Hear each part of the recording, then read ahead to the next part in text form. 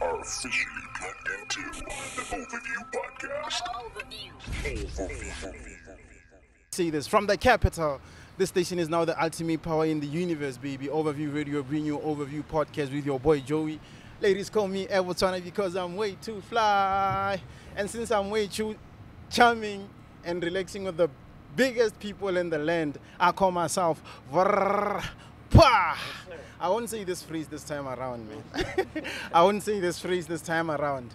Well, like I was saying, I won't say this is like my biggest interview ever. No, this is like the biggest thing that I've ever done, man. Chief Ghost. What's up, Papa? Are we good? Yeah. It's good to have you, man. It's good always. to have you here, man. Yeah.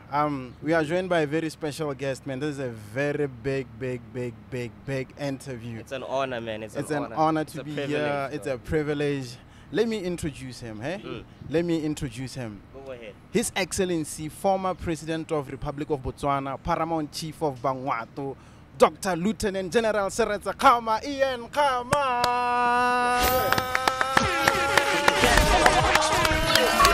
Let me say it again. His Excellency, former President of Republic of Botswana, Paramount Chief of Vanuatu, Dr. Lieutenant General Seretse Khama Ian Khama. Welcome to the show, sir. Thank you very much. And I hope you don't expect me to respond in the manner that you did the introduction. Yeah. No, it's okay. It's all about you. Okay. You respond how you can respond. Yeah, but I do feel like a DJ with this microphone in front of me. Yeah. Yeah. Have you ever DJed before, though? Huh? I mean, in your life, have you ever DJed? Once or twice I, just playing around in one or two places, I would try to, do things like a DJ, but no, not otherwise. Oh, no, not otherwise. Really. No. Yeah. Okay, it's way too good to see you, sir. Thank you very much. Same here. Yeah, you're good looking to see good. You're looking healthy. Thank you. I mean, you look happy. Yes, I'm healthy. I still maintain my exercise routine, 3 hours a day. 3 hours a day? Yes, 3 hours. Wow. Half in the morning, half in the afternoon. Wow. Yeah. So how is it like being former president now? I mean, your duties, I just really didn't see like when you were president, obviously. Do you have more free time now, or what? Well, you see, there was how it was supposed to be and how it is today. Oh, okay. What I mean is that how it was supposed to be was when I was back in Botswana. Yeah. Soon after I left office. And I was carrying out charitable work. Yeah. I was doing conservation. I was doing my farming. Yeah. I was still doing a little bit of politics here and there. And there were any number of people and organizations who were calling on me for assistance for this or that. So it was very busy. Here now, as I'm here, of course the charitable work I'm doing by remote in Botswana, but not as much because whilst I'm here, I think for the reasons everybody knows.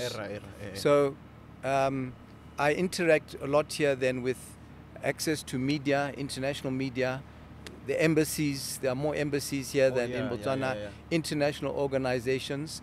But I'm still involved in conservation and some of the projects on the continent of Africa.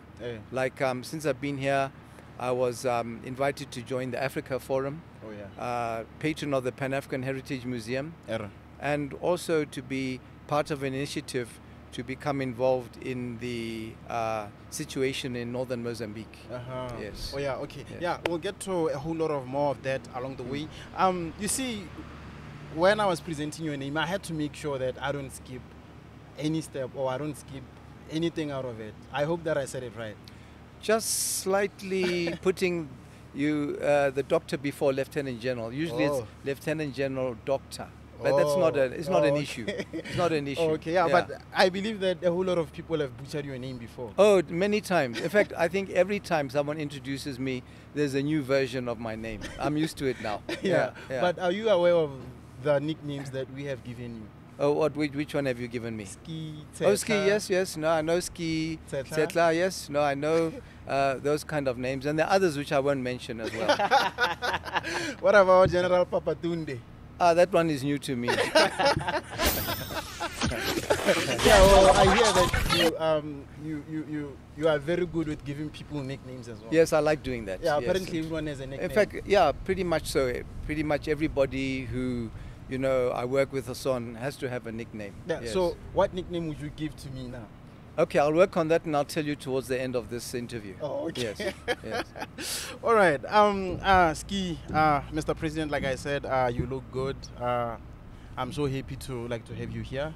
I believe that Botswana they are very much happy to see you, you know, in good spirits and all that. And I'm very happy to be able to engage with them through this forum. Yeah, moving over now, you being Ski, you having been in so many places now, you must be having vast knowledge into so many things. You know, I understand that you are good with culture, food, people. Is it so? Well, when you say good at culture, I hope you don't mean performing cultural activities. What I'd like to believe is that I'm very supportive of culture. Yeah. Very much of sports. Food, no, food is not my thing. I don't actually engage in cooking or anything like that.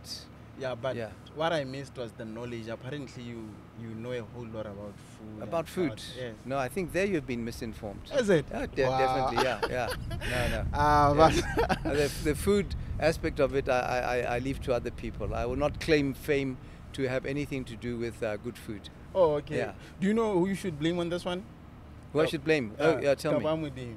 Oh, really? He said that? Yeah, he said okay, no, I'll give him a call after this and ask him. Yes, you should. To explain himself. What about the tales of you as Ski? Are you aware of them? Like so many tales of you. Apparently, you can transform into a fly. That is true. that is true. I told you that is very true. Yeah, that I don't deny. That's why I'm able to know a lot what is going on even when I'm here. Oh yeah. About what's going on in Botswana. Yeah. Yes. What about the powers? Apparently you have powers. You can do a whole lot of. You know, some of these things become diluted if you reveal how you do them. Yeah. So sometimes these things are just best kept to oneself. So you'll pardon me if I don't reveal, so that they don't get diluted. Okay, yes. Let's get back to your early life now as Ski. I understand that you were born in, how do you pronounce it? Chetsey. Is it Chetsey? Out in England? No, I was born in a small town called Ewell. Ewell. And in the county of Surrey. In England. In England? Yes. Oh, okay. Yes. But in Wikipedia, they say you were born in Chetsey. I don't know. They sometimes get the information wrong. Oh, okay. Even when you look up on other people and other things, there'll be some facts which are not quite right. But I was born in Ewell. Yeah. And then Surrey. when did you move to Botswana? I stayed in the UK for about 3 to 4 years. Yeah. Before I moved into Botswana, about 3-4 years after I was born. Oh, yeah. okay. Yeah. Do you still remember anything about the UK though? Hey, you know, when you're a very small kid like that, you get bits and pieces of things that you would recall, but nothing that really stands out. Oh, okay. Yes. What about Mama Lady Ruth Khama? What kind of a woman was she? She was extremely, as a mother, I suppose you could say the same about most mothers. Yes. You know, very keen and interested about one's welfare. Wanting the kids to do well, not just for me, all of us. Everyone. She was extremely, you know, when you talked about paying to detail, attention to detail, she was very specific on that. Very strict in our upbringing as well. Oh, okay. But also from the heart, very kind person. Yes. So I would say firm, but very kind and gentle. Yeah. And also her interaction with other people. Yeah. She always wanted to help, as you could see from the activity she did with the Botswana Council of Women, with the Red Cross, the Lady Khama Christmas Fund that she set up. Yeah. It was a passion of hers to be able to do good and help the disadvantaged in our society. Yeah. Did she love Botswana that much? You know, let me tell you that for somebody to have left England at the time she did, Yeah. a very developed country, Mm. and to move to Botswana as it was then, Yeah. you have to really admire that. Yeah, true, true. You know, true, true. I just think to myself, how many people would have given up, not knowing what they were going to get themselves to, coming out to Africa, and giving up all the conveniences and the way of life and relatives and friends that she had in the UK to start a totally new life in a foreign land, and then stayed there until her death. Wow. Yes, that I think answers your question, Yeah, that she true, was true, very much in love with Botswana and its people. Yeah, true. Yeah, still on that, there was an incident that happened. It was about national interest. It caught national interest rather about your father, Seretse Khama, and you mentioned that there is no one who would know your father like you or your family, and that's something that I agree with. So I would like to know from you now, how was Seretse Khama like? I mean, what kind of a father was he? What kind of a man was he? You know, he and my mother shared a lot of common attributes Yeah. in what I have just said. Yeah. He was also very much involved with the family. He was a very strict person. Yeah. I remember that Yes. very well. You know, there was no nonsense with him. So, you know, if we wanted to play around or do silly things as children would do, we would make sure we did it out of sight of him. Hey. And, you know, I remember that if ever there was a time that my mother felt that we were getting out of control, she would just call on my father. And as soon as she did that, then it would stop us misbehaving immediately. Yeah. Yes, because we didn't want to incur his wrath. So he was such a strict dad. He was very strict. But at the same time, you know, he also took an interest in everything that we did to ensure that, you know, we should succeed in life. Yeah. And he tried to get us interested in some of the passions that he had, that included, again, being people-centered. Yeah. He was also someone who loved farming, especially cattle farming. Yeah. So yes, that gives you some brief idea. So how was the family structure like growing up? Obviously, it was you being a biracial kid, you and your siblings. How was it like? Was it something common or uncommon in Botswana? And the type of, even at home, were you guys speaking English or Setswana or both? Or it was a combination of both. But don't forget that my mother, she understood Setswana but didn't speak a lot of it. Oh yeah. So of course in the home there would be a lot of speaking English. Oh okay. And then where I went to school, it was all English speaking, whether it was in Botswana or whether it was outside Botswana. So it was all English speaking. Yeah. So yes, when occasionally people would be making fun of my Setswana, it would be because in growing up and where I went to school, I spent more time in those school days outside Botswana than inside the country. So obviously the opportunity to speak Setswana wasn't there until literally I started working. When I first started working, that then I started picking up the language more and more, and became. And I just thought, well, when I was in office, when I was even vice president, when I was in the army, and even now, just speak it. If you make mistakes here and there, so let it be, you know. But that's the best way to be comfortable with the language. Yeah. Are you good with it now? I mean, are you good? I'm comfortable with it. I find a lot of time that I would be. When I'm in the presence of Botswana, I just find myself naturally just starting to speak the language and not relying too much on English. Yeah. But there are times when, if you really want to express yourself on issues which may be controversial or sensitive, then I would resort to English, so that I'm not misunderstood. Oh, okay. Yes. What's that? Ing? Similar. Hello, Roberto. Get how interview. Well, I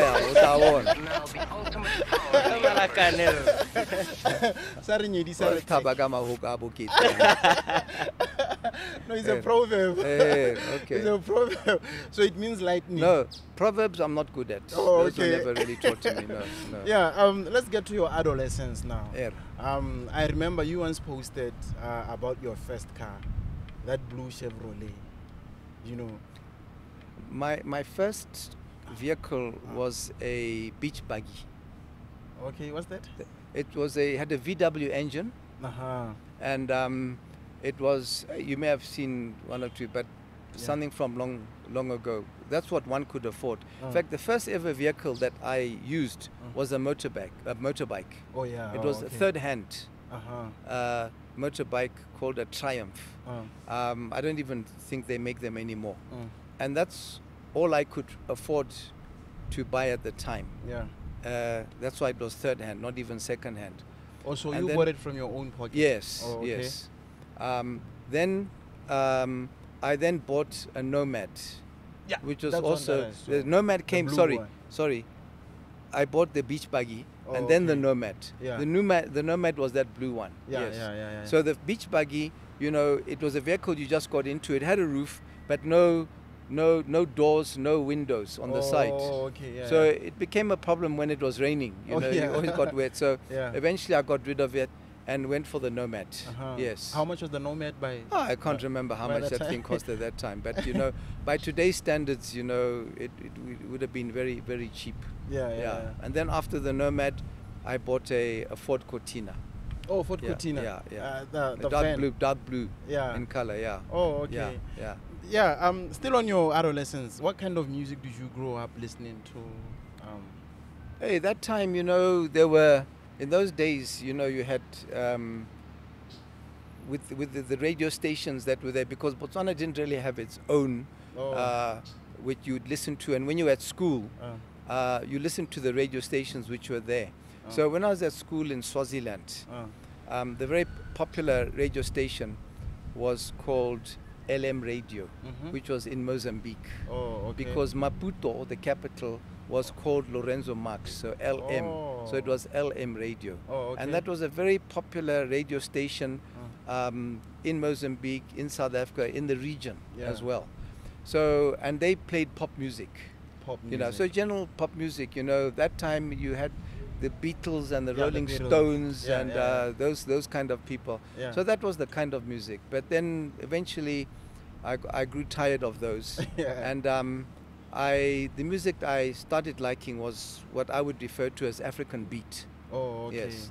So every year when we go to Musu for New Year, and we see in the New Year, we play and dance to that kind of music. Oh, okay. Yeah. So, according to you, who is the king of pop? Michael Jackson or? You know, some of these things, you see, there wasn't one particular artist that I stuck with. There were songs that I liked with some artists, but I wouldn't say that Michael Jackson. Yes, there were some songs of his that I really liked. Yes, but not all of them. Oh yeah, not all of them. Yeah. So I would assume that your favorite dance is obviously polka. Polka. Yeah. I do all sorts of dances. I do. You know, if you ask those people, go Kalahadi, they will say that I'm not dancing polka.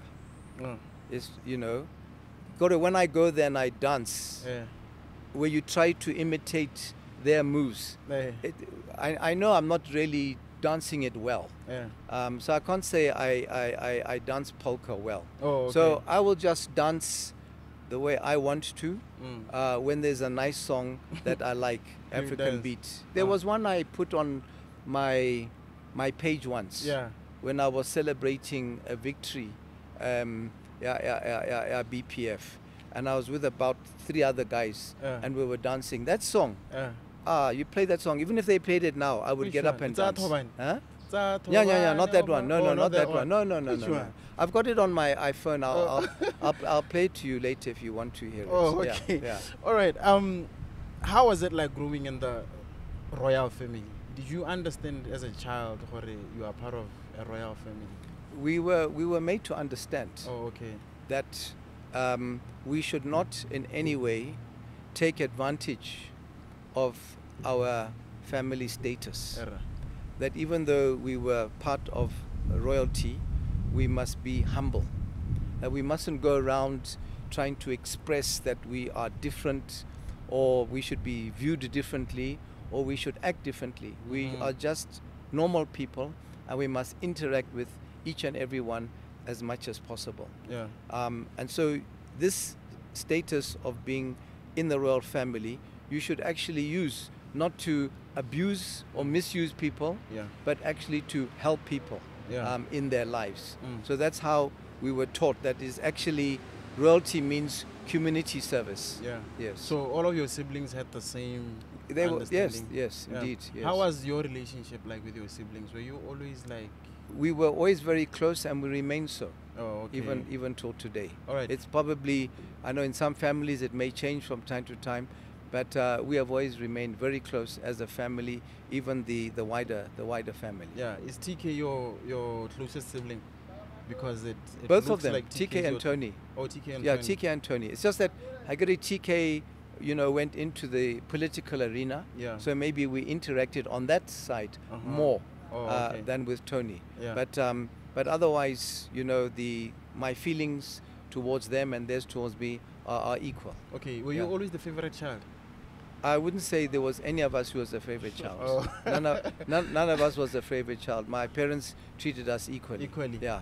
In fact, you would find that we were all special in terms of our responsibility in the Yeah. family. Yeah. My sister, she was the eldest child. Yeah. So she had to perform according to that responsibility. Yeah, You're the yeah. eldest child. Era. Now, when I came along, I was then the eldest son. Yeah. The So eldest I son. had specific responsibilities of that. Yeah. Is the My eldest brothers were now the youngest. Son. Yeah. Yeah. And yeah. so being the youngest, they also had to have a special place in the family. Yeah. So each one of us had that different responsibility and within the family and status that we were. Yeah. Yeah. I'm still on family. You once mentioned some times back that Botswana should go look for a wife for you. Yes. And you want a tall, slim, good-looking. Yes, indeed. One. Yes. Yeah. Are we ever going to see you having a Bahana. wife? Abana dumalana le go se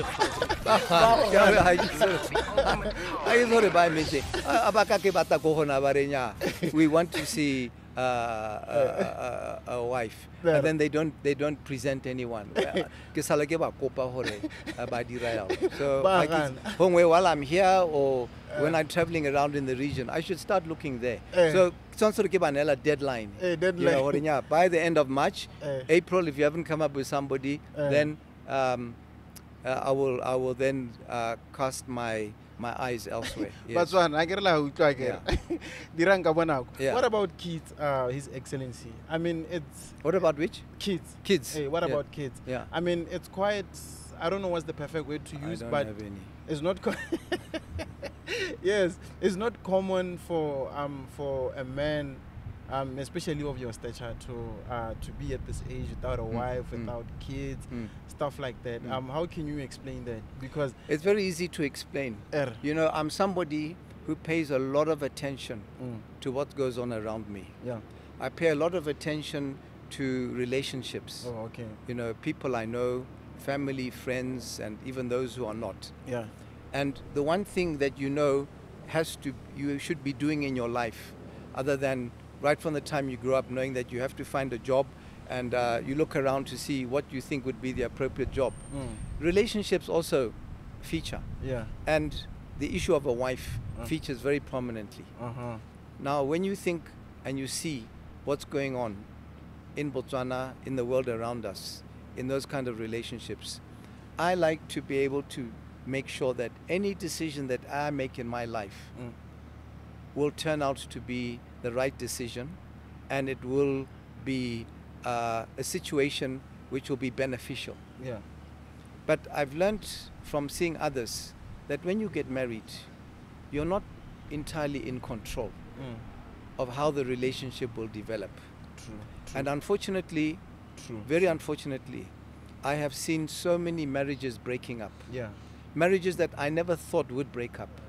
And when people you know so well get married and love each other right from the beginning, and they end up being enemies. Yeah. And when I say enemies, I mean very, very strained relations, tensions. Yeah. You just say, when you go to work in the day, you come back to the house and you live in an atmosphere of hostility. It's not pleasant. True. And I just thought to myself, you may have some limited control, but you cannot definitely say how things will work out in a marriage.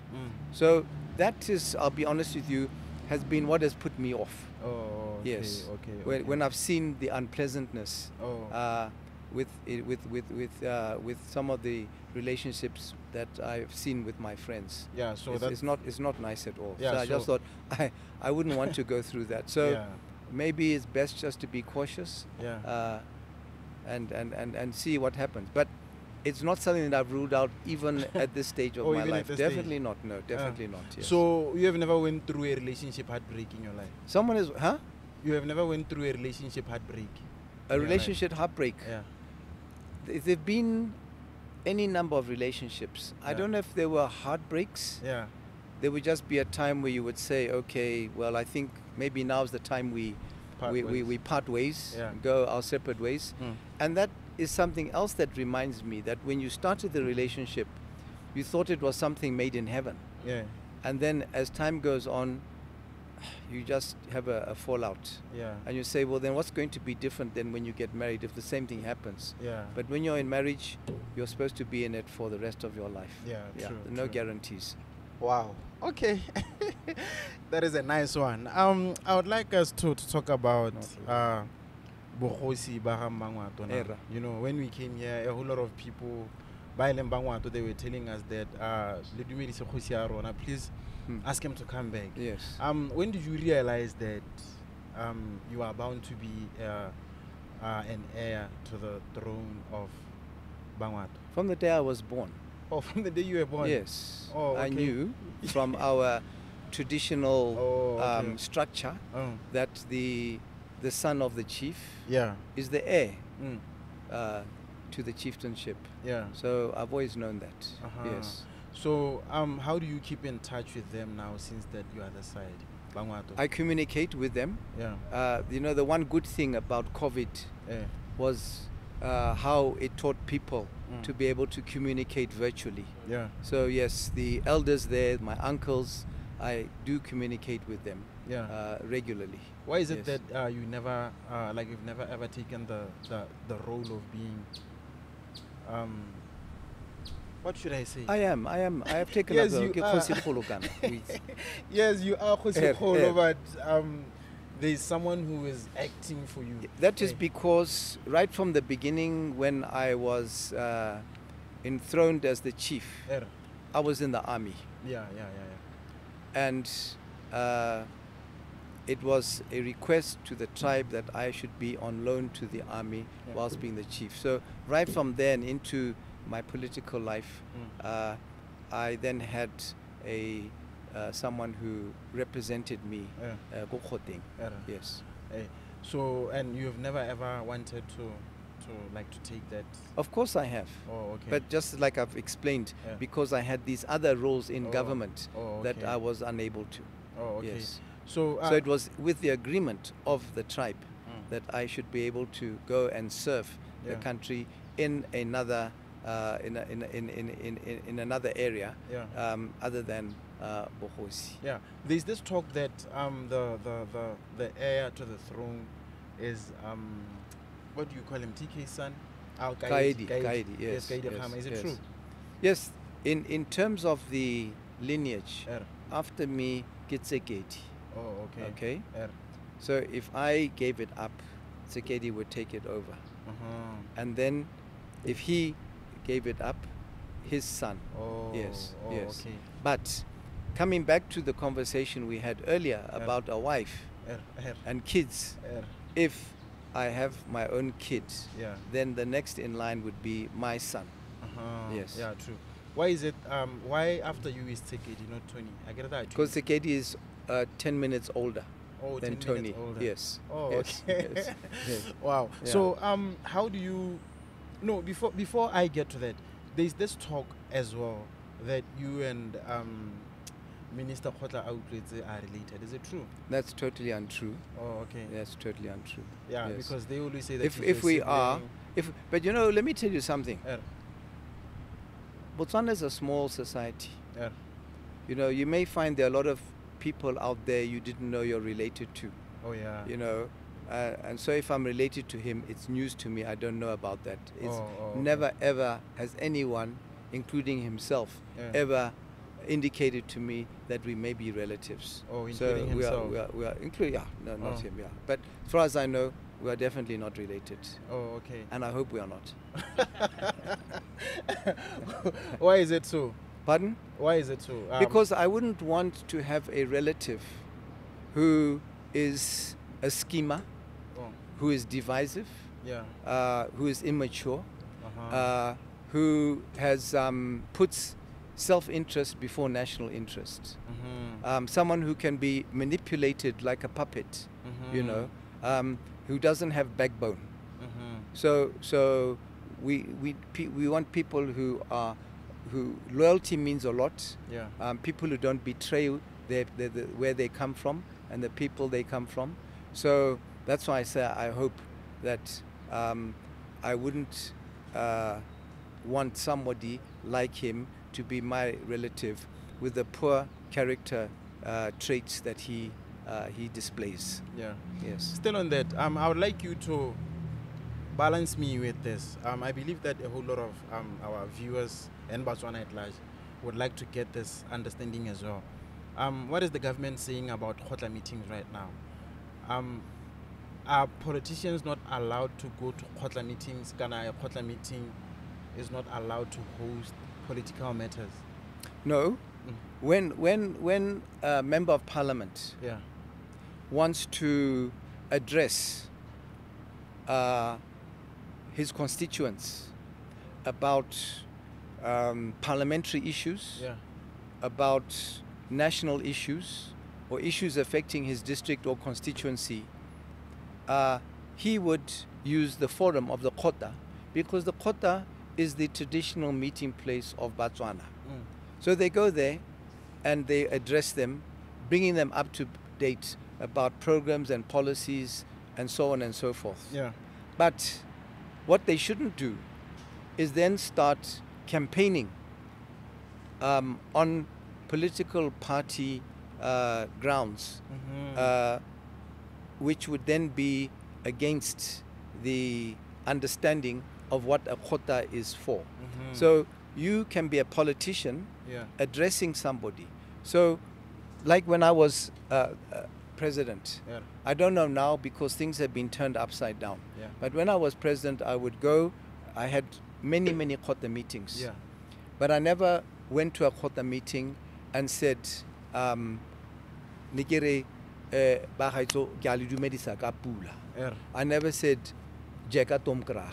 You see, Hey. that would be wrong. Er. So that's the difference. Oh, You don't okay. tell people, you start telling them about the party manifesto and the BDP. I'm talking about then, Yeah. not now. Eh. So that is the difference Er.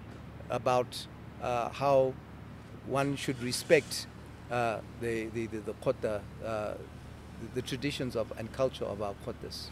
Yeah. For someone who doesn't understand. That's why you have Er. these things called freedom squares. Yes. Eh. So if you want to know how about the whole politica, Er. you go to a designated place where you would conduct a political meeting. Mhm. Yes. So for A some, political rally. yeah. So for someone who doesn't fully understand, is the government being right when they say Bangwatu shouldn't go address the issues involving you at a Khotla meeting, or not? That is a very good question because there the government is violating the constitution of Botswana. Mhm. 100%. Eh. The laws of Botswana. Violating our traditions and our culture. Mm. Because the Khota, the tradition of the Khota doesn't even come from post-independence Botswana. The Mhm. Khotas were there during Even- the times of our forefathers and our ancestors. True. And when they went to the Khota, the chief would be there. He'd be addressing his people or giving permission to others to address their people on issues that would affect the tribe. Yeah. And they have got the right to go there and talk. Yeah.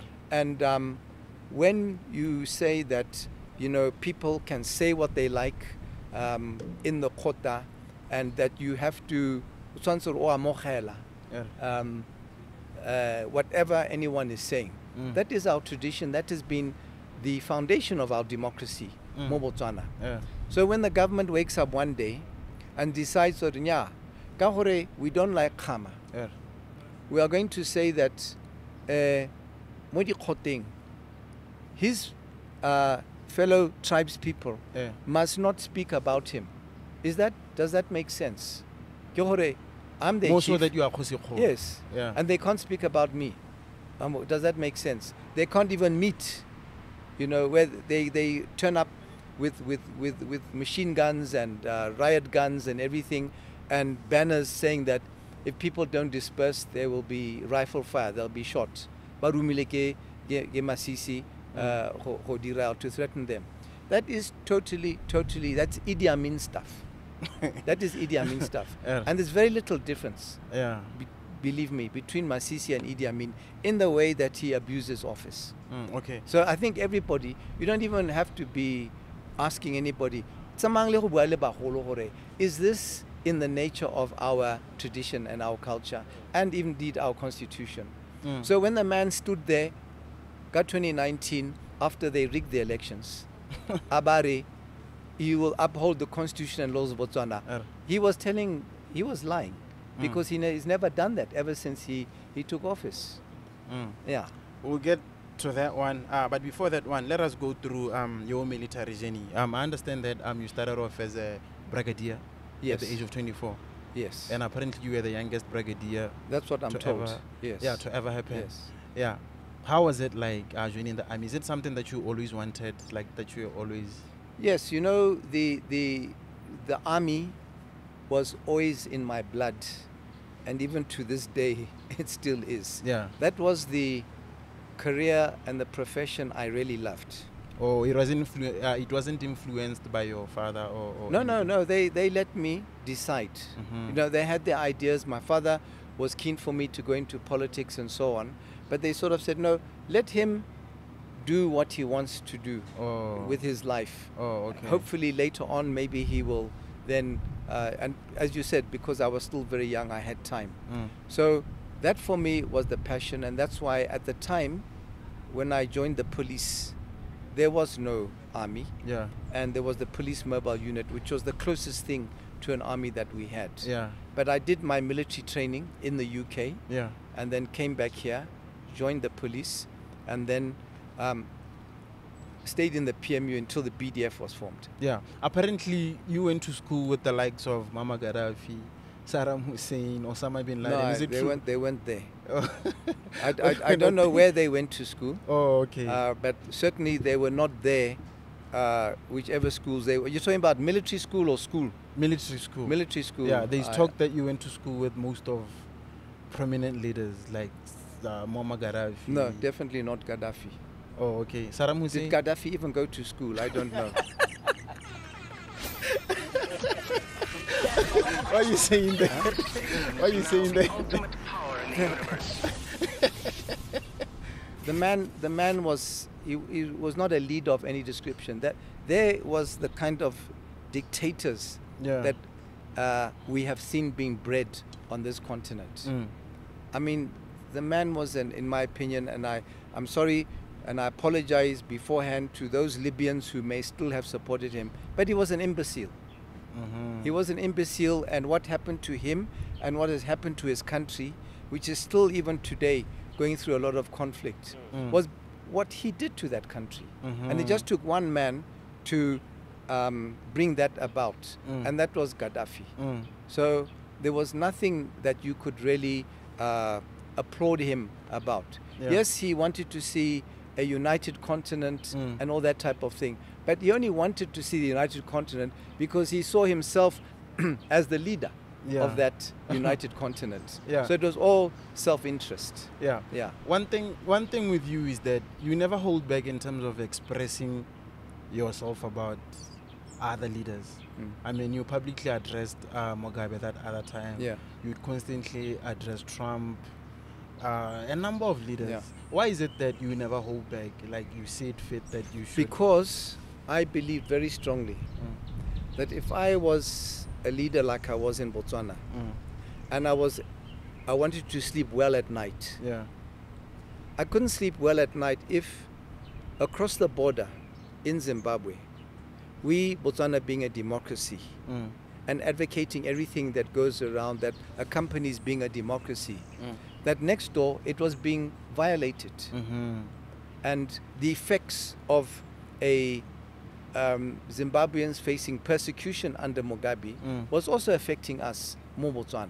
As you know, with all the people who are coming across, the potential that Zimbabwe had as a nation, you know, is tremendous. Yeah. You know, True. economically, those people have got so much initiative. They are such hard workers. You know, in Botswana, people are always wanting to employ people from Zimbabwe because of that. And, you know, you see somebody there who fought a war of liberation Yeah.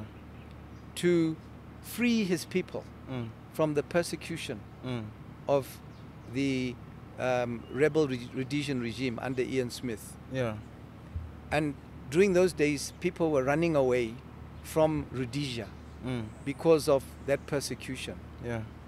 And still, you know, during Mugabe's days, you saw a lot of Zimbabweans running away Yeah, true. because of the same persecution. True. And so you just say that, no, this is not right. This is wrong. Yeah. No matter what role he played in liberating his country, which we applaud him for, Yeah. and we respect him for, Yeah. even to today. Yeah. But then what came after that Yeah. was opposite Yeah. to what he had achieved. Yeah. And I just thought that we could not be a democracy and tolerate other countries not being democracies. Yeah. And you are such a favorite out in Zimbabwe. Are you aware of that? That Zimbabweans love you way too much. I do know during those days, Yeah. when I was standing up against him, Yeah. that there were some in Zimbabwe Yeah. who felt that I was an ally in them trying to get true independence and democracy, freedom for Yeah. for their people. Yeah. All right. I'm going back to the. I want you to touch base before we get to politics now. I'd like you to touch base on your military experience. Do you still remember the BDF ranks? Yes, From bottom up. of course. Yeah. Can you kindly educate us on that? I get there is private. At the bottom, when you're still training, you're a recruit, A recruit. and then you become a private, A private. and then you're lance corporal, Lance corporal. and then a corporal, And then a corporal. and then a sergeant, a sergeant. and then a staff sergeant, staff sergeant. and then you have two ranks called warrant officer. You got warrant officer second class, warrant officer first class, who are also called sergeant majors. sergeant okay. majors. Then you have a regimental sergeant major, you have a fourth sergeant major, Kenneth the senior. Oh, Yabongi, okay. are those warrant officers. Yes. Then you come to the officers, the commissioned officers. Oh yeah. Ba parang di Eh, ba di dina guys. lady boho, yeah, Er. on their shoulders. Second lieutenant, captain, major, lieutenant colonel, brigadier, major general, lieutenant general. Hey man. Hey, that's a lot. That's a lot. So you were as the commander of the BDF, you were lieutenant general. Yes. You served as the But commander the for how first long? commander, who was General Merafe, Yeah. when the BDF was first formed, when it was smaller, was a major general as the commander, Yeah. and then I was his deputy as a brigadier. Mm. As the BDF grew, Yeah. so then the rank of the commander was elevated to lieutenant general, and then the deputy became a major general. In other countries with even bigger armies, you would have what you call a full general. Oh yeah. Yes, a full okay. general. Yes. All right. So you served in the army for how long altogether? Well, when it was formed, from 77 till I left in 98. Yeah, in 98. Yeah. Oh, It was okay. about 20 years. Yeah. Yeah. And as the commander, how long? 10 years. 10 years Yeah, as the commander. 10 years, yes. Oh, okay. And Yeah. how was it like being the commander of the? Oh, you know, it was challenging, it was invigorating, it was exciting. I really enjoyed my time in the army, both as deputy commander and as the commander. Yeah. Because the BDF was still new and growing. Yeah. And to be part of forming and fashioning the army Yeah. in the image that you think it should be, to be able to suit the needs of the country's defense, Yeah. was something which was challenging, but it was also rewarding. Yeah. You also once said that you were a commander under the reigns of former President Masisi. As the commander under Masisi, yes. Yeah. How was it like working with him? Oh no, we Masisi? worked very well together. I mean, you remember in 1994 Wow. when he was the president, when I went to him when the BDF started its anti-poaching activities. Yeah. I went to him to explain that now things are settling in the region. Yeah. Don't forget that was the time when South Africa was democratizing. Hey. Right. So now our role and our need to be on the borders to try to stop incursions was far reduced. Yeah. And I said, but we've got another problem. So in the BDF Act, the military can be used in aid of the civil authority. Okay, whether it's the police or what other authority, in this case, the Wildlife Department. Yeah. So when I went and sold him this idea about the need for the BDF to help preserve our natural resource, the wildlife, Yeah. he readily agreed. Yeah. And it was and his support was tremendous during that time. Yeah, you once said a story at his funeral that Yes, yeah. yes. And you were wondering why. I felt very bad that day because you see, I used to take him around to visit BDF camps, okay, because he was the commander in chief, yeah. right? So he should see and understand and interact with the soldiers, see what they are doing. Yeah. So we took him to this one place called Maun, just outside Maun, where we kept some of our horses. And the idea was just to show him that particular camp, Lidipitsi. And then this officer came to him and offered him to ride one of the horses. But that officer had not got my authority to make that offer. So I said to him, no, you know, this wasn't part of the program. You know, why would you do that? And President Masisi said, no, it's okay. You know, I know how to ride horses. I'd like to ride the horse.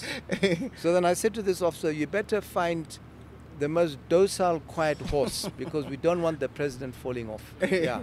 So he said, yeah, this one is very calm and very good. And then I said, oh.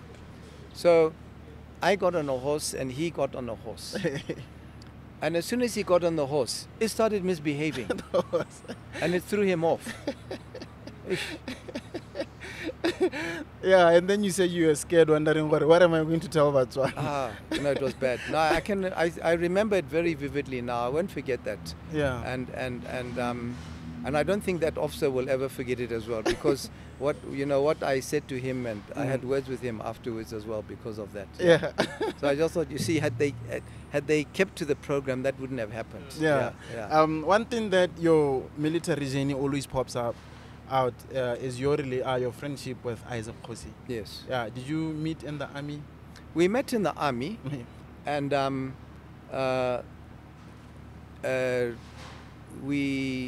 I knew him because he was an extremely efficient officer. You know, I used to say to some soldiers, you are a soldier, okay? No, sorry, you're in the army, but you're not a soldier. And they'd say, meaning? I'm in the army, but I'm not a soldier. I said, you're in the army because you're wearing the uniform. You've been attested as a member of the BDF.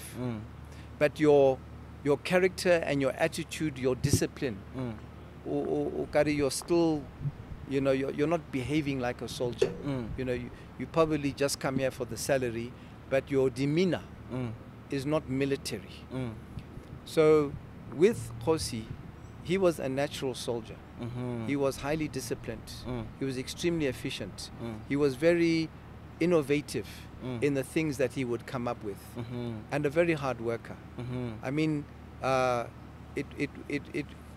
wish all the officers could have been like him. Mm-hmm. He was very special in that regard. Mm. And at that time, we were not friends. Mm-hmm. He was there, I was the commander. Oh, okay. So you don't bring friendship or anything into it. Oh. I just appreciated that here was somebody who, was an asset to Mm. the organization. Mm-hmm. Yes. So when did your friendship start? After? Maybe I would say, I can't say it was on this day Uh-huh. or this month or this year. Oh, okay. It's something which just Yeah, sort like of that nature of happens time. naturally, yes. Yeah. That like now, because he's not working for me, Mm. Yeah. that is now a friendship. Yeah. But previously, when he was working for me, I would say it was more like a working relationship Mm. where we understood each other and so on and so forth. But it wouldn't be like we would go home and have meals together and go out and party together or that type of thing, that kind of friendship. Oh. But we just had that common understanding about each other's, and I could recognize his good attributes, Mhm. and try to channel them for the best use that would benefit our nation. Mm. And that I did, and he definitely delivered on that. Oh, but we always assume that he's your best friend. He couldn't have been my best friend when I was in the army Uh-huh. because he was a junior. Oh, All right. okay. So we always try to make sure, like now, for example, yeah. when the BDF started taking in women soldiers, you've heard that now relationships develop. Mm. It is undesirable. Mm. In some organizations, if two soldiers, a man and a woman, want to get married, Yeah. one of them has to leave Mm. the service, Mm. so you don't compromise discipline. Mhm. Okay, because one would obviously be of a higher rank than the other. Oh, okay. So that kind of situation needs to be, so even when you are in the army, you would have, like if we talked about privates, Mhm. okay, early on.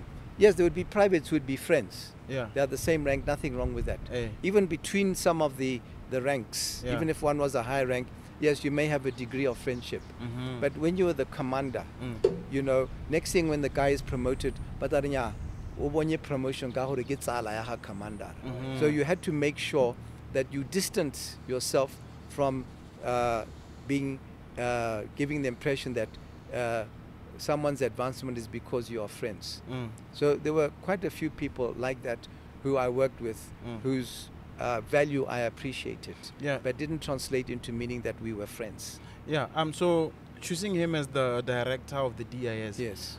Was it on basis of his merit? Wrong. Because Oh. he served in the military intelligence, Mm-hmm. which was an intelligence service in the BDF. Oh, okay. okay. And because Leane, he had a passion Mhm. for that kind of work Mm. and wanting to keep the country safe against any external foreign agents or any external threats to the country. Mm. When it was proposed to me, Mm. and it wasn't my idea. Oh, it everyone wasn't your thinks- idea? No. One of the commissioners of police, who I will not mention, Mm. at the time when the intelligence service was under the Botswana police. Mm-hmm. It was called the SIS. Oh, okay. Before that, it was called the Special Branch. Oh, okay. Okay. And they said, Hore, it is undesirable that the intelligence service, based on the kind of work they do, should be part of the police, because Mm. the police should not be seen to be spying on anybody. Mm-hmm. Okay? Yeah. So in most countries, you have a independent intelligence service, Mm. separate from the police. Yeah. So our having the intelligence service as part of the police after independence was something we inherited from the colonial days, Oh, the colonial okay. administration, Oh, right? oh, okay. Yeah. So that was, and that's when I said it was called the Special Branch. Mm. So that was eventually changed, Mm. and it was recommended to me Mm. that the police would like this element this function of theirs to be removed from their structure and to be set up independently. So that's why the DIS Act was approved in Parliament. Oh, it was approved when in I was Parliament. when I was still the Vice President. It was done under Mohai, That not I under know. me. That Yeah. I know that it was But done under it Mohai. started on the 1st of April 2018 when it came into effect, which was the day I became president, coincidentally. Yeah. But the decision to form a separate independent intelligence service was ka nako ya ga Re Mohai. So it wasn't your And idea. the act and the went through Parliament ka nako ya ga Re Mohai. Yes. But still on Isaac Khosi, what kind of a man would you say he is? Because some of us we grew up, you know, like being afraid of him because, you know, Yeah, he's a no-nonsense person. It's true. He doesn't want anything or anybody who does not conform to doing the right thing. And, you know, I can remember with my interactions with him, how he was so insistent that things should be done properly. And this man, you know, was so passionate about Botswana. He was such a patriot. And you know, I'll tell you something that maybe some people don't know. I consulted him about whether Masisi should be my vice president before that. And then what did he say? And he said he's okay. Khosi. He's okay with Ramasi. He said, yeah, he said it's okay. Wow. So it's very strange that the two people who you could say were responsible for Masisi being there are the same two people that Masisi is targeting every day of his life. I went to Khosi, he was the head of the DIS. And I consulted, because there are not many people when you're picking a vice president that you can consult. Yeah. Because you didn't want things to leak. And people were speculating all over who's going to be the next vice president who will then become president. So I then took him into my confidence. Now I've been looking at these issues, because the people who were most wanted within the BDP at the time, Bo TK and Bo Mavensen. Yeah. Those were the top three. Yeah. Okay. And then I chose Masisi for the reasons which I think are well known, despite the fact that he wasn't the most wanted person amongst them. And then I shared it with Khosi. I said, and then he what do you think? And he said, I think he'll be okay. And I will commit I will make sure that I give him the full support like you. Those were his words that I've been giving you. Yeah. Okay. I don't want us to skip this part before we can fully discuss this. Your political journey. Let us kindly take it step by step. Joining politics. What urged you to join politics? There is talk that before Seretse Khama passed, he said, my son shouldn't join politics or whatsoever. He likes the army. He should stay in the army. Is it true? No, that's not true. Oh, okay. He wanted me to join politics. Oh. My mother didn't want me to join politics. Oh, okay. Right. Oh, okay. So that is the fact regarding my parents' wishes. Yeah. I personally did not want to join politics because personally? the political life did not appeal to me at all. I just saw it as a very dirty game. I just felt that when you've been in the discipline of the army and you then come into the indiscipline of politics, it was going to be a culture shock for me, and it was. I can remember that first week I was in politics. The first week? The first week. Yeah. When I think of how miserable I've been in my life, upset, was first when my parents died. Yeah. The next time I was most miserable was those first weeks in politics. Why did you join politics? I was just like a fish out of water. I felt this is not what I want to do. I joined because Mohai came to me Yeah. in Maun. Yeah. We were on a trip together, Yeah. and he said to me, there are issues in the BDP, Oh. defection, Yeah. and they're at each other's throats. Yeah, So I need, yeah. Kidikilwe Kidikilwe, Merafe. yeah, yeah. Yeah, Factions. Kidikilwe Kwelahobe and then Merafe on the other side. Oh, it was Kidikilwe and Kwelahobe We're together. together, Yes. and then my yeah, wife on the yeah. other side. Oh, okay. So, he said it was going to be tough that when he nominates one of them, Yeah. whether the others are going to support it. Yeah, true. Yeah, he said that Right. publicly. Yeah. So, he asked me to come in as a 20 minutes. neutral figure, Mm. or I should come in and consider joining politics. Mm.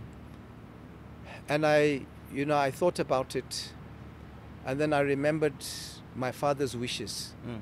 and I thought to myself, but what if the party disintegrates Mm, mm, mm, because of these factions? mm, mm, mm. And I could have gone in and maybe have helped to stabilize Yeah, things. yeah. I would also not feel good. Oh. So I then just thought, okay, look, I've done 10 years as the commander. Mm. I think I'd like to believe that I've tried my best to develop the army. Mm, mm.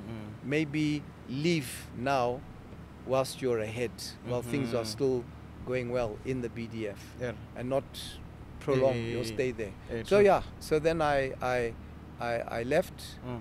consulted the tribe. Yeah. They said yes, you can go into politics, Mhm. and that's how I got into it. Yeah. But otherwise, politics had never been on my radar Mhm. as a career path I wanted to follow. Yeah, like Ramagai said, he brought you in because he saw you as the uniting figure. Yeah. Yeah. Do you feel that the time that you came, you united the BDP? Initially, it was tough Oh, okay. because these factions were so well entrenched. They Yeah. were so well entrenched. Mm. Even one of them was going after Ene Remohai. That's why I Mhm. stood for the chairmanship in Hansi in 2003. Mhm. But eventually we got rid of those factions. Oh, So I okay. believe that after I came in, it must have been around, what was that now? Mm. Was it 2009, just after that we managed to then put to bed the factions. Mm. And then the last years of my time as president of the BDP, they were not there. Mhm. Yeah. How was it like serving as VP under Ramagai? Was it a conducive experience? Was he easy to work with, being his vice president? You know, Remohai was a very, very intelligent person, Oh, extremely intelligent. oh. He has a phenomenal memory. Is it? You know, he could relate things Oh. that happened in great detail Oh. that happened in the past. Oh. He was always for compromise. Mm. He was not confrontational. Mm. And he was very easygoing, Mm. very easygoing. Yeah. So yes, you know, whenever I met him, whenever I was in his office, we were talking, which was almost every day. Yeah. You know, we got on well. Mm. Yes. He once said that on a public interview, I would like to believe that you saw that. Maybe I'm wrong, but he said that he brought you in as a uniting figure, but eventually you became a divisive figure with your fallout with Masisi. After that, are you and Ramagai still cool? No, yeah, he said that after I left office, Yeah. because he was not aware, in my opinion, Uh-huh. of what Masisi was up to. Oh. Many people were not. Oh. You see, that first year, 2018, Mm. when Masisi started his nonsense Mm. towards me Yeah. and others, because I had worked with Masisi, he was my vice president, Mm. I was one of the first to recognize that Munayo changed. Mm-hmm. Yeah. Yeah. And I started raising the warning flags about him. Yeah. And people were saying, yeah, Khama just wants to continue being president. He wants to control him and everything. Yeah. But ask Botswana now, what do you think of Masisi? Yeah. So what I saw in him then, people are seeing in him now. Mm. They see how things have been, how power has been abused by him in the country. And I think at that time when Mohai made those comments, you know, I don't think he was aware of what I was going through at the hands of Masisi. Oh, okay. And he decided to say, but he was like that. He would speak his mind. Oh, okay. He was like that. He wouldn't hold back. Uh-huh. I may try to be, you know, I wouldn't have said that, but I just thought, no, Remohai was my president. He's an elder. So I'm not going to publicly criticize him or express annoyance for anything he has said about me then, or even if he says it now. I will just, you know, keep quiet out of respect for the position he held and being my elder. Yeah. Yes. How was it like being president of Botswana? For someone who didn't want to be in politics, to eventually being, you know, VP 10 years and then president 10 years, how was it like? I just got on and did what I had to do. Yeah. And what I had to do was dictated by what people were telling me they needed in their lives. That's why I did so many Khota meetings, more than any others, my predecessors. And I'm not trying to sound big-headed like that. I hope I'm not sounding big-headed. Yeah. But I did a lot because I believed that they were my teachers. I was their student. If I needed to know what people wanted from their government, I had to go and meet them in all corners of the country, not just the cities and the towns, but even to the most rural destinations, to hear from them what it is they needed. And I just applied myself in ensuring that we tried to deliver as much to their expectations. Why is it that you never indulged in international travels a lot? International what? Travels. Because my job was in Botswana. I was not an international president. I was president of Botswana. And I believe that when you do, when you have a division of labor, okay, people, there's a reason why you have a vice president. There's a reason why you have a minister, including a minister of international relations or foreign affairs or international affairs and cooperation, is that they can also truly represent the country in various fields. So why should I be the only one traveling all over the world to represent the country? And whatever I attended, I must be able to bring back something of benefit. So it was to division of responsibilities. When I'm VP, you're going to attend these meetings. When I'm minister, you'll attend these meetings. Sitting where I will attend myself. But if I'm going to be traveling all the time out of the country, you're going to lose touch with what's going on. There was enough to keep me busy that I had given, the work I'd given myself to do for Botswana was enough to keep me busy and didn't give me time to be spending, flying around every continent in the world, you know, showing people that, no, I'm the president of Botswana. That's why I spent the time traveling in the country more than I spent the time traveling out of the country. Yeah, so who did you appoint to do international travels? My vice presidents and my ministers of foreign affairs. Oh, okay. And other ministers, obviously, in their respective portfolios also went there. But for meetings that I was supposed to attend, with a summit, in other words, heads of state summit, I would delegate my VP and the Minister of Foreign Affairs. Oh, okay. Yeah, having traveled Botswana, is there any part of Botswana that you don't know? I think I went almost everywhere, to almost every everywhere. corner. Yes, yes. Yeah, what is your favorite part of Botswana? Like No. your most favorite? I love my country. Wherever the soil is, as long as Botswana, I'm happy. Oh, okay. Yes, yes. All Every right. part, yeah. Yeah. Most of the youth, they asked us to ask you this: why is it that you were very much against alcohol, the trade, and just alcohol in I was general? against alcohol. Yes. Because one, alcohol has absolutely no benefit to anybody. Number two, it's a waste of money. Number three, it causes in excess health problems for people. It causes conflict, it causes death on our roads. So there's absolutely no benefit that I can see in alcohol that I've seen anyway. So those are the reasons why I'm against alcohol. And when you talk about the youth, the young people, What are the challenges a young person has? First of all, depending how young you are, you may not yet have started working. So any money you come across, you have to think carefully how you're going to use it. If you do get a job, you're not going to be the highest paid person initially when you're young because you're just starting off. True. So you've got to use your money, the precious resource that you have for clothing, for food, for transport. And anything you use it on, like alcohol, is going to deprive you of the necessities in life. Yeah. And it's just a waste of time. And that's not something that you should do. And a lot of people, I'm afraid, drink irresponsibly. Yeah. Yeah. But don't you think that was supposed to be a personal decision for someone to make? Of course, Yeah. anything in life is a personal decision. All you can do is advice. I would say, you know, when you drive your vehicle, don't speed, Yeah. you know, Yeah. don't smoke, don't drink alcohol, Yeah. don't engage in drugs. You say some of those things I've mentioned are illegal, like the drugs. But those are things that people would say is their personal choice. Because their personal choice, does that make it right? Yeah. Yeah. So you should always be trying to guide young people from experience that you have on the harm Yeah.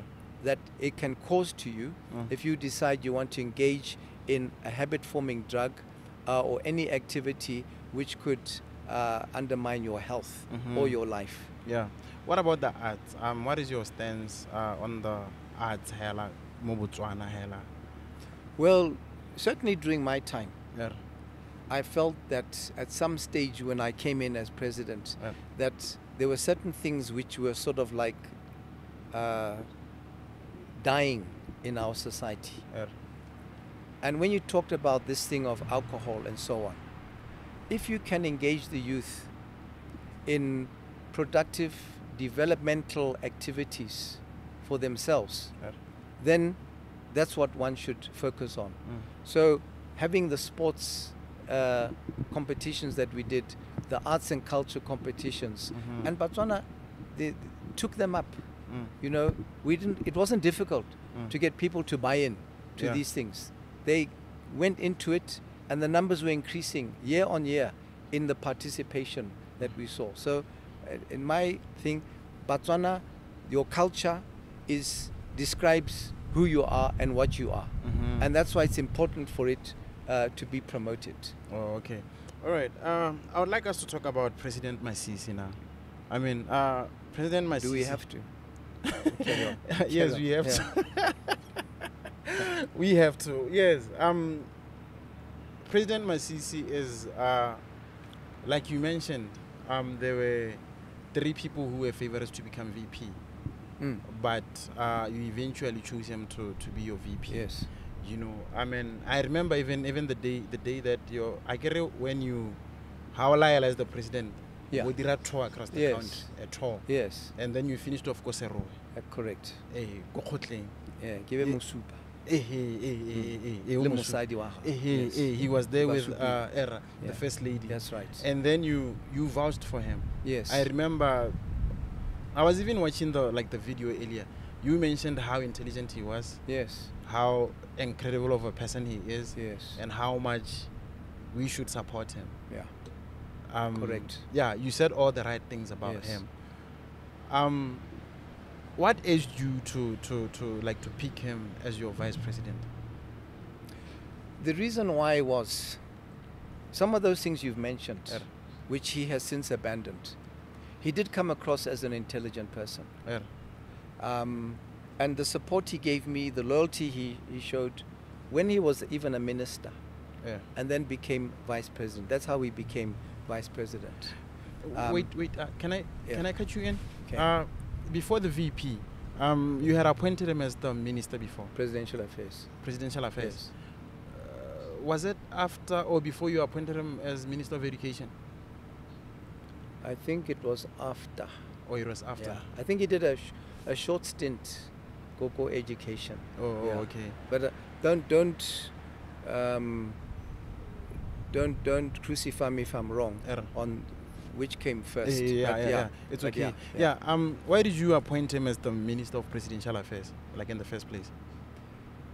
He was assistant minister. And Oh. then when Mamutsumi Yeah. asked to the late Mamutsumi, may her soul rest in peace, when she then asked to step back from politics, and I appointed her as our High Commissioner, then he took over from her, having been assistant minister. Automatically. Yeah, he could have gone anyway. Oh, but okay.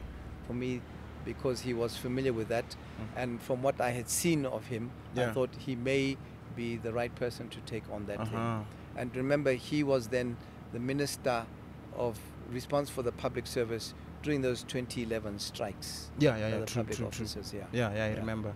Yeah, so from Minister of Presidential Affairs to VP, Yeah. you were still explaining your decision and Yes. picking him. Yeah. Yeah, so really, because of the time that I had worked with him, I found him an intelligent person. He was loyal, he was supportive, all those things which he then chose to abandon. But a very another consideration was that these other three people I talked about earlier, you know, I was trying to be Mulifi and Mulifi, Mavense. TK Mavense. I was trying to be politically correct. Kareme Rafi was my first vice president. Atwas Roya Kanna. Very unfortunately, again, may his soul rest in peace, Abatokaha. Kidikilwe came in. Kidikilwe came from the Central District, where I come from. Kiberi, asore khantile Botswana batare. Okare Khamotsa hore, president, vice president should all come from his area. So let me pick up this man. You know, he's from another part of the country. Let us just show that we are one. We are one country. President, vice president can come from any part of the country. So I didn't want to perpetuate this thing, hore. My vice presidents must always come from the Central District, or the North.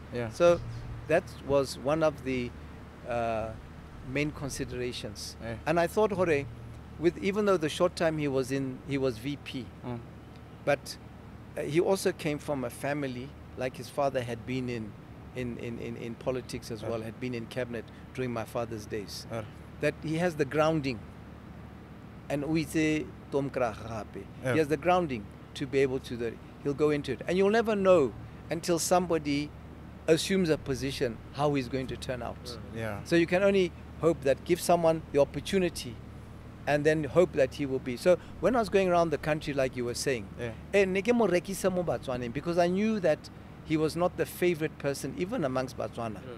So I was trying to get them to buy in to this man. But now I found him to be like this and like that. So you'll work with him to prop him up, to make him successful. You once mentioned about your friendship with him.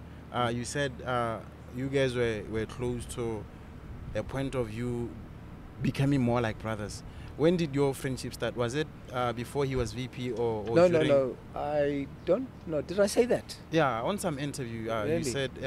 you said you guys were very close. Yes, Yeah. I think we had a good relationship.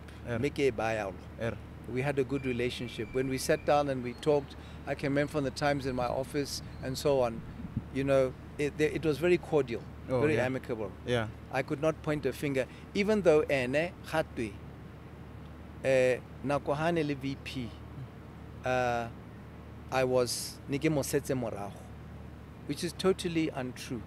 Because if I felt the man hadn't been the right, I would have dropped him as my vice president. True. I didn't have to do anything to him, you know, to get at him as the vice president. Because a vice president is not entrenched as vice president. You can drop him anytime. You can drop him anytime. Is it? Yes. Oh, You can okay. drop him and go back to parliament with a new name and say, Oriano Gichengile. I want a new vice president. Oh, all yes. right, all right. I didn't have to keep him. Oh, yeah, okay. Yeah. But I kept him despite the fact that I stood by him in the 2 congresses to be chairman. Yeah. Even against my own brother, I supported Masisi against others. I support him during that time. Like you correctly said, when I went round, I was selling him to Botswana. So I consider I did everything to try and make it easy for him to go and ease into the position of the presidency. Yeah. So what went wrong? I mean, like you said, the friendship, you selling him to us and everything. What went wrong? What went wrong? What caused Initially, the from fallout? what I was told. From what I was told. Because straight after that, remember now I was out of politics. And I wasn't going to be standing for any position. So I was no threat to him, right? At that time, remember, right? So I continued with my charitable work. So what I then said was that, okay, people were inviting me to go and officiate at events, at schools even, their prize giving days or anniversaries of the school and so on. And then next thing, an aircraft to take me there or take me there. Had they? No. When I wanted now to, when you talked about tribal administration and Bohosi, I had wanted a meeting le di Khosi from my area. Then those chiefs were told, hore, nya, hareno ho dumela hore le ka dirisa dikoloi tsa goromente ho kopana le Khosi kgolo ke OP. That's when you started noticing that something is going wrong here. Oh, okay. When the DIS started threatening donors for my charities, hore baska mpha madi hore nka reka dikobo le dijo le di wheelchair. Was this concerning for destitutes? I wanted to ask you, was this concerning the presidential housing as well? That one is as it was called then. He killed it. The presidential housing. He's going to form his own. So it was just to stop me appearing in public because he didn't like. This is what I'm told. He didn't like to see Botswana continuing to welcome me and give me support. Not Khama. This thing should be for me. So then embarked upon a thing, and this is the proof of the pudding. Again, I shouldn't be assisted to go and meet Botswana. The businesses helping my charities, they should stop doing that because it meant that I would be going around meeting people and continuing with my charitable work. Okay, but the Lapuso Baskan facilitator Hagizama mo Botswana. BTV, Radio Botswana, Daily News, Baskan Kavara. Because I shouldn't be seen. You see? So all this you're getting this information from... No, it was a fact. Because by information, Banare Bolela Hore, Hatwe, Riska Ho Kavara. Oh, you're not getting this directly quietly from him? Yes, they come secretly. Bata Bare Bolela, Horenya. This guy dira. Kadi Flamechin, I get Nekopa, the Flamechin go OP. Then they were told, no. You can't have the aircraft. The business people would come and tell me, hore, kana ideas bari stop supporting the former president's charitable thing. To this day, it's still like that. It's still like that. So then, lemo BDP, this man is now becoming autocratic. What's that? Like a dictator, just wanting to things must be done his way or no way. When Ma Vincent Onabata Hoema, as per the constitution, she was a minister. The next day she announced, the next day he dropped her from cabinet. Is that intolerant? Then I started to realize, this party does not look like the party I once led or the party my father formed. Okay. So I'm going to abandon ship. But I should go to the stronghold, their BDP. Before this, His Excellency, was there any form of, all this happening, was it happening during a time when you and President Masisi were communicating? I get you are former president, he's president now. We were hardly communicating that time. I think the last time I saw him, Masisi, was in July 2019. Where are we now? 2023. 2023. Yeah. July 2019, I think, was the last time I saw him. You may remember the occasion. was it Yeah. Koko The awards. what's that place called? The convention JCC. center. JCC. Yes, yes. For the awards. Yes, for Yeah, the awards. where you took the picture. And I was together. sitting there on the chair. I get been invited Yeah. as a former president. Yeah. Yeah. And then at the end of the occasion, they wanted a picture and some of the performers on the stage. Yeah. And I was sitting in my chair Yeah. watching them. And then I was invited to go up and join them. Yeah. Yeah. And then that's when I was pictured next to him. Yeah. Yeah. Okay. One thing that I would like to understand is that when you realize that now things were going south, have you ever initiated maybe a conversation with him, maybe a call? No, no. What why- is why should I? happening? Is Correct. it- Now, Yeah. my character. Oh, okay. I want to tell you about my character. Ha motho o batla go nthasela, Yeah. I'm not going to reach out to them. Why should I? Oh, okay. If someone starts going against me, they are the ones who must end it. Yeah. I never started it. Oh, Leko okay. BDP, Yeah. Nakoya PHK, Linna. Yeah. Remember, I made him my vice president. Yeah. Some people thought that would never have happened. Yeah. But he had shown that, no, he was starting to give up what the attitude he had before me then. Yeah. And I'm a very forgiving person. Oh, okay. I'm not vindictive. Mm. And no one would have thought I would have ever made PHK my vice president. Yeah. Even during the time I knew Hore, even though I probably didn't enjoy 100% loyalty from him like Yeah. I don't now. But so what? The bigger picture is the government and the country. Yeah. So Masisi, he's the one who's been starting and perpetuating it. And I say, Hore, there'll be one incident. Yeah. It was happening on a weekly basis. Uh-huh. Adrisa Mahosi to go against me, OP, doing things against me on a regular basis. And Yeah. I just thought, why should I be talking to him? So, and right now, all these attempts by heads of state in the region, former heads of state, the elders at home, Lema Tomkrach, he has rejected Kahore. He doesn't want to see me involved in the campaign, Kohai, where I would be a threat to his re-election. Mm-hmm. So all these things which have been going on, this silly story, Yamabania, the mercenaries Yeah. and everything, it's just a fabrication. Yeah. Yabone. Yeah. Yeah. Yeah. Before we got to that, when you decided to leave the BDP, are you totally out of the BDP? Can you still a card-holding member of the BDP? I'm out of the BDP. Kemo BPF. Or you are out of the Kemo BDP? BPF. Wabone. Genau. Oh. Genau. Genau. Geskat. Yeah. Genau. Oh, okay. Yeah. So how was? Are you totally out? I mean, that's a party. Out. I'm not in the BDP. I'm not in the BDP. But are you at peace with that? No, I'm fine with it because I even feel that my father would understand Oh yeah. where I am. Eh. Because that for me, at the time I made the decision, I had to ask myself, what would he think about that? Mm-hmm. And Matomkrach kept on trying to say to me, oh, your father's party, your father's party, your father's party, as a way to keep me in or to make me feel guilty. And my answer was that this is not my father's party. My father's party was never called Kava. It was never called, whatever they call it. It was never called Kava.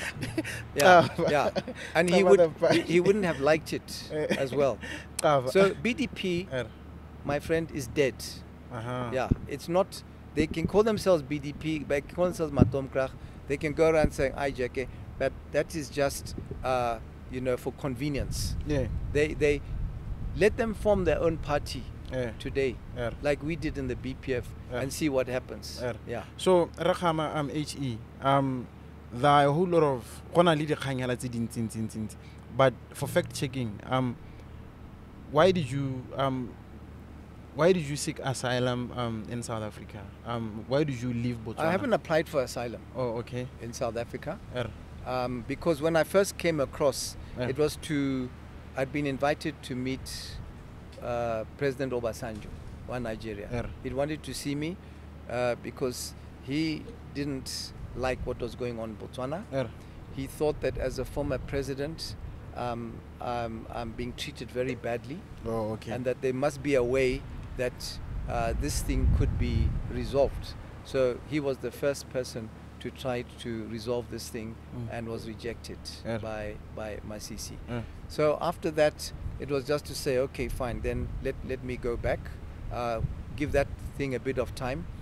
But I was warned, including by people from here, don't go home yet, because the information we are getting is that they want to do you harm. Oh. And then because I left Basaiti, the way they ran around after that, going to my house, raiding my house, Giseyo, doing what they did to my brothers, because now I was out of reach, was proof that they had a plan for me, which they were not able to implement because I had left the country unknown to them. I wanted to ask you about those charges. I mean, like I said earlier, there are a whole lot of news coming, you know, Khama did that, there are charges. There's just a whole lot happening around here. The charges that are standing against you now, how substantial or unsubstantial are they? No, those are all lies. Those are lies. Just like the butterfly one was all lies. At that time, because I had sworn that they would lose their stronghold, which they did in 2019 at the elections. Right. Soroy and other constituencies in the central district. Nele stronghold yabone. And I campaigned hard there to make sure that since independence, and we achieved that. That was my crime. That's the only thing I can be charged with. Yeah, go stronghold yabone. Right.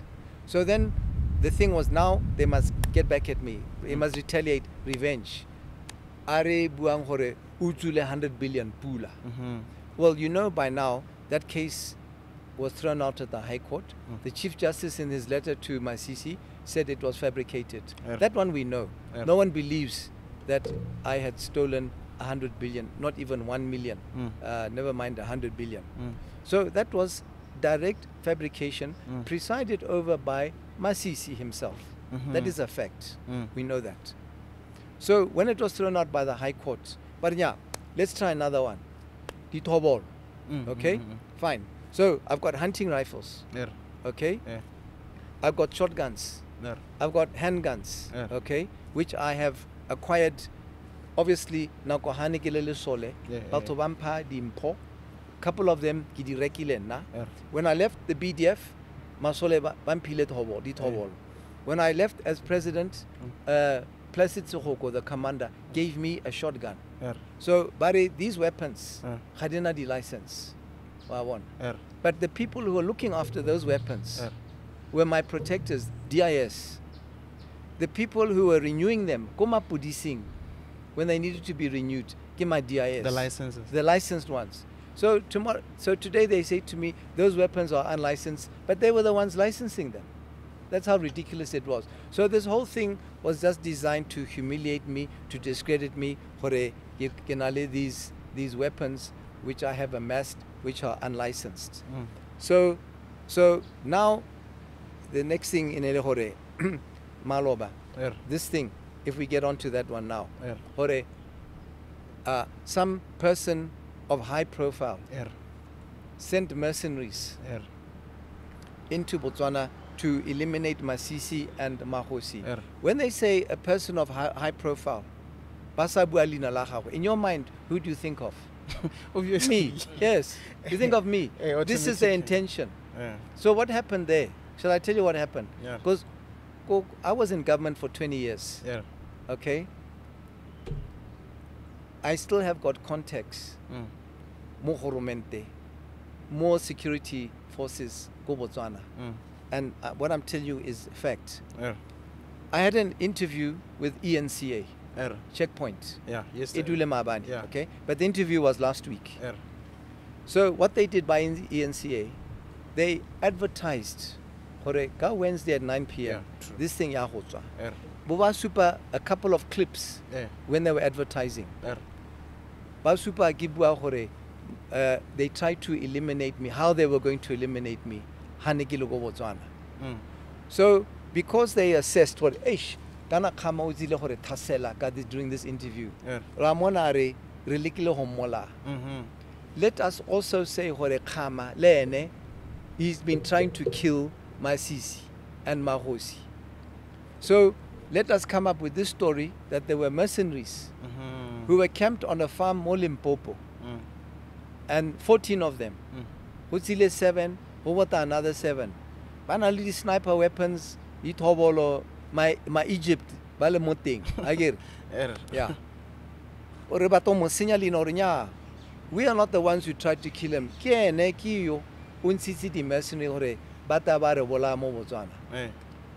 That is why the thing was so clumsy. Because you say to yourself, who in that area, Block 8, heard weapons fire? Because when you shoot weapons, unless the weapons were on silent, but sensitive more airplane mode, or didn't silent.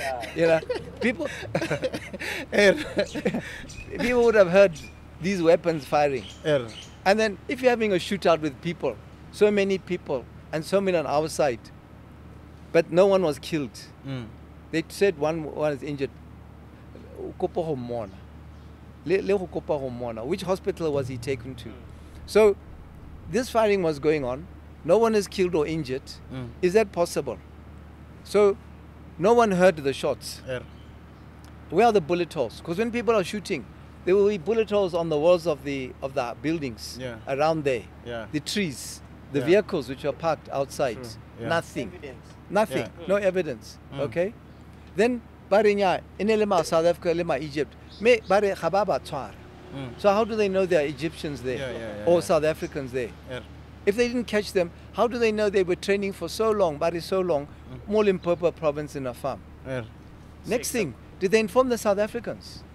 Hore, hey, people came from your country carrying weapons to kill our president, and they've gone back there.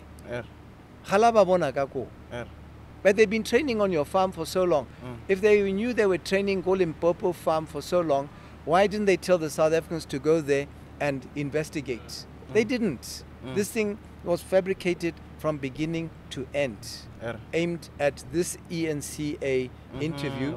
And happy, if you remember the stories, Diteng Modi Pampiring, Bosande Standard Litziding, where that time, where they talked about assassinations and everything like that, when there was nothing. It's the same thing. Raguri Topongan. Khama, when he comes back, Gaure, this firearms charge is going to fail. They must come up with another one. Hore, Gibatoho, Kensiti Mercenary, Baho Bola, Masisi, the Mahosi.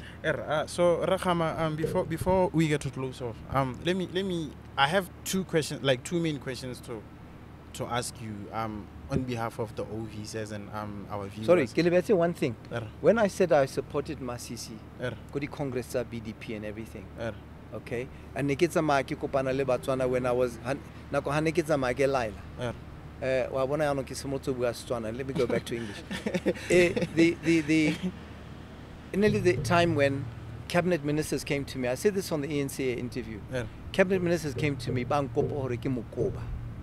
because they said he's divisive, he's intolerant, he's immature, and showing a degree of incompetence. How true Ministers is that, came to me. We had 2 days of a cabinet meeting for them to vent out their feelings to me. Karinya, this kata gokona bua aleting Masisi.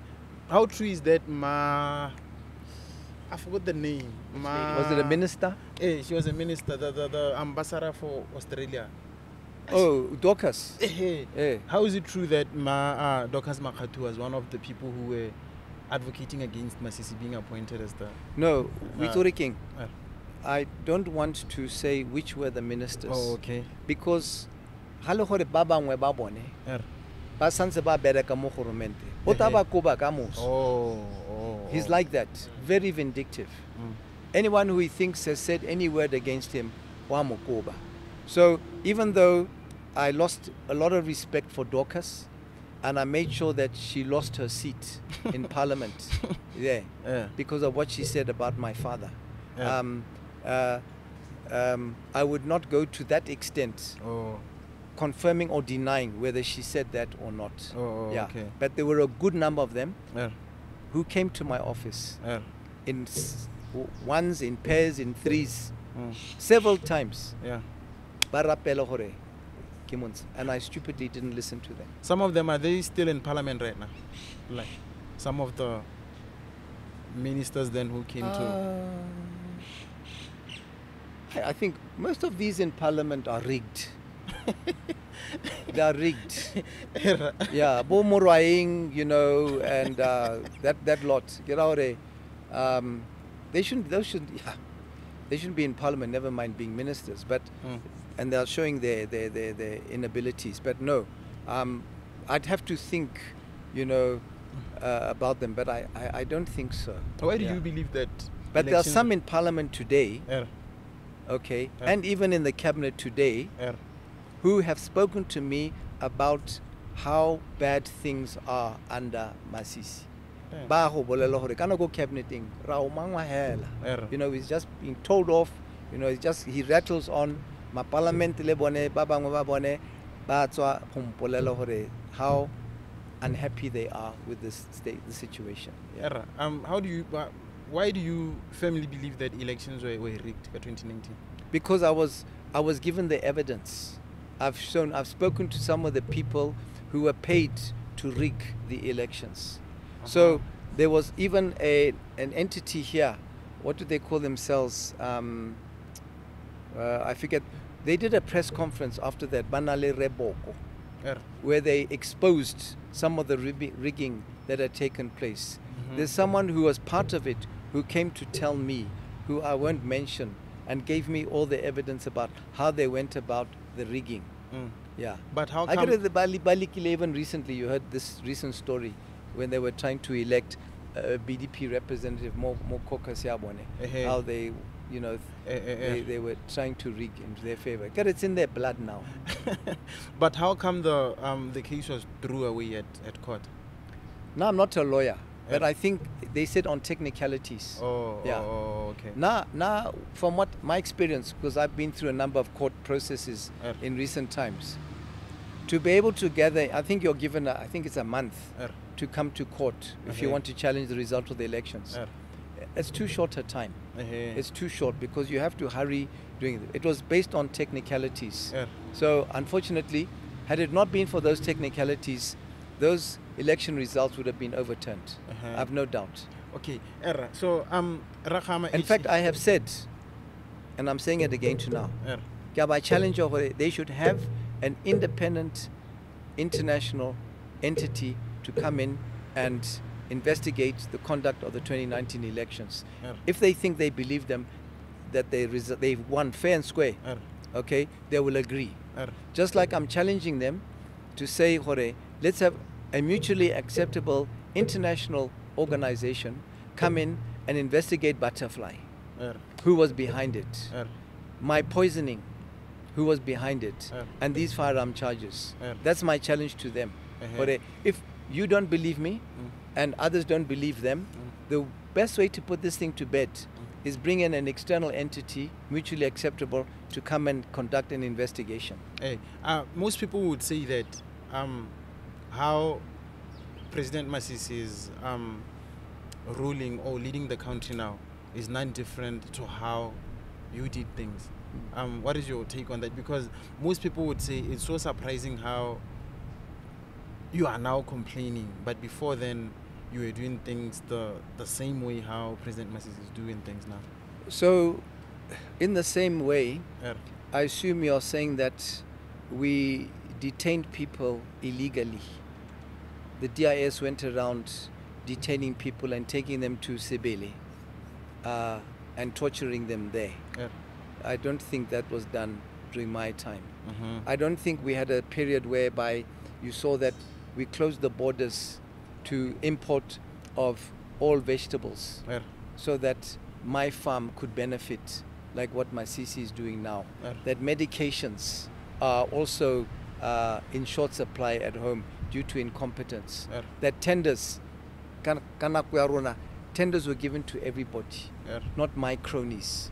Okay, you have that situation now in Botswana. All these things are going wrong. Did you have civil society, the law society, political parties, law society, civil society, issuing press releases, complaining about the state of the judiciary, complaining about the DIS and the rule of law? Did you ever hear a chief standing up like H.E Boko, I am a gadi now, are tautono nampita, tautono khamo nampita, he has told the judges how to rule? Are those the kind of things that you're talking about? All the programs that I introduced, the constituency tournaments and all those kind of things, that's what I did. What has he done for Botswana? Did I shut down Kota meetings? Oscar, that time when they were saying there was some problem between Nale le Khafela, which is not true. Did I send the police to shut down the Kota go Muchudi? There's a huge difference between him and I. So you need to give examples. What is it that I did which is like what he is doing? Yeah.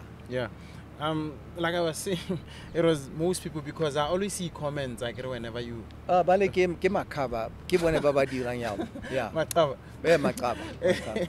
Okay, quickly, Rakhama, it's important for us to know as the nation, the reason why you are not going to Botswana is because you learned that if you go there, you are going to be harmed. Yes. Is that so? That is true. That is true. So what they wanted to do, okay, and I'm talking about a plan, in Elehore, like what happened to Khosi, like what happened to Murupisi, like what happened to Matseka. Kehore, even if I would be released an hour later, Babita the media, Bansupa Kitsenso di Haka, lead the leg chain, taking me into court or into a police cell. Yeah, that was the number one priority. Yeah, and then later on, and then, but they would have the pictures would have gone viral. They'd be trending. But bona, Khamakyo, and so on. That was what he wanted. But just as importantly, in Elehore, I should be removed altogether, eliminated, but not to make it look like it was them. So the poisoning attempt was not going to, I wasn't going to be poisoned and drop down dead then. It was going to be a slow acting poison, and then I would get sick, but and then give it natural causes. Number one. Number two, when they put me in prison, to that one that I said Mabani, stabbed, they went and they said, we're going to get an inmate to stab me, because it wouldn't look like them, because in prison those kind of things can happen. I get about oh, okay, no, I get it in some other prisoner. Another one was they were going to break into my house. Criminals would break into my house. There was going to be a scuffle. I would have been shot and killed. But the criminals, and then they ran away with a TV or something like that to make it look like. But another one was a head-on collision. Okay, or they were going to organize a head-on collision between my vehicle and a truck. So all these things were planned, but planned so that it shouldn't look like they were the ones responsible. Yeah. How do you and learn then all this Maloba, information? this rest a warrant. They thought I was coming back to Botswana New Year. Okay, so they were running around panicking. Let's get the rest a warrant. Hello, Rao, Nakwahara Motswara, Rahumo provoke, and then it looked like there was a scuffle. And then they would have said, I tried to take a weapon away from one of the DIS guys to try and shoot them. And then in their self-defense, they shot me and killed me. That was what was arranged. How and it came out on social media. How did you learn all this information? We got people on the inside who tell us. Oh, okay. Yes. All right. Lastly, that's why I'm alive today, because of the people on the inside. Yeah. All right. Lastly, Rakhama, there's a saying that says, when two elephants fight, the grass is the grass that suffers the most. Yeah. The grass, it means us and all the other Botswana at large. Yes. Are we ever going to see you and President Masisi? There's a making war peace? going on now between Russia and Ukraine. Er, Who started the war? Russia. er, All right. er, How will it end today? That war can end today er, if Russia just say ceasefire. They are stopping. er, And everyone has said that. Biden said it, Mabani. er. All you need to do is Russia needs to say, okay, we are stopping, and it will end. Mm. So the Russians started it, the Russians must end it, or else it's going to end on the battlefield with Ukraine winning. Mm. Yes. Linna is going to end on the battlefield with me winning. Kanakwa di top. Yeah. Uh-huh. Yeah. But- Rahumunza. But are you ever hoping that you and President Masisi would make peace? And He doesn't want to. oh yeah, I have accepted and cooperated er, with all the efforts I mentioned to you. er, Heads of state, former heads of state, elders, Matomkra. I've cooperated with them. er. Okay, I never initiated, I agree, but I cooperated. He has refused to cooperate with them. Er. So the ball is in his hands. So Er. Okay, Ash, my director is killing me now. I guess you should just get it to the end here. Chief Ghost, Yeah. are we good? Yeah, we're good. We're good. Yeah, are we still on tape though? Yeah, we're still on tape. Just Oh. a couple of seconds before it shuts off. Oh, okay. Just Can close we? it up. Yeah, Can you present Rakhama? We want to say thank you so much for agreeing to do this interview with us. Yeah. This is a podcast, like I said. Right. Hey, Yeah. it's so humbling to see a former state man agreeing to come do this with us. You know, to come and support Banana. Yeah. You know, like it's very humbling, and we like to appreciate you so much for this. I mean, there are so many podcasts around the world, but only our podcast, has hosted a former president, Yeah. and that we would like to appreciate you so much for that. No, well, it's my honor to Era. do that. Era. Really, So, I'm very era. happy to do that. Era, Yeah. so there are some youth go Botswana. It's who- upside down. Hey, it's upside yeah, down. yeah. Era, who did this for you? Oh, you know? really? Era. Oh, that's very nice. Era, so we thought we should present you Okay. Thank you very much. with this. That's very kind of you. As a Thank token you. of appreciation. I appreciate that for very agreeing much. to doing this Thank you. Good. podcast with Yes, us. good. This whole frame, it was done by a youth-owned company called Uh-huh. Zoom Printers. Oh, really? Zoom Okay. Printers. All right. Yeah, and then there's Yeah. the drawing was done by. Let me check the name. Where's that name? It's just a token of appreciation to you, sir. Oates, the artist, the one who, okay. yeah, who All drew right. this with Yeah. with pen. Yeah. Yeah, you can see that it Yes, looks no, exactly it's very like nice. you. Very nice. Yeah. Era. No, but tell them I will be coming home, Era. and I don't care whatever is going to happen to me. Botswana will judge them for whatever they do to me. But Era. I can't be staying here indefinitely. Era. Yeah, Thank good. you so much. Thank you very much. Thank you. H.E. Good. Yes, one last thing that you can say to the people. Oh no! Era, I just say to message. them they need to be able to stand up for themselves, Era.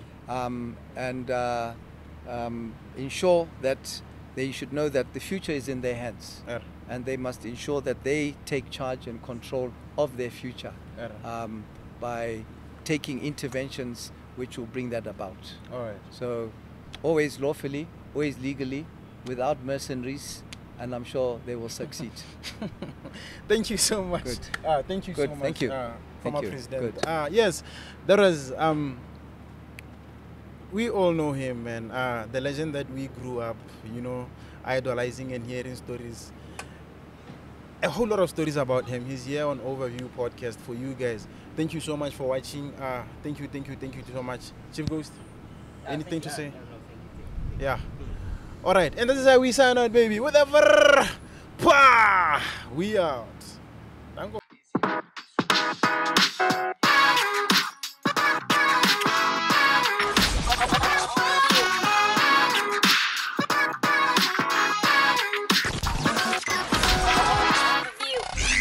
Are officially plugged into the Overview Podcast. Overview. Overview.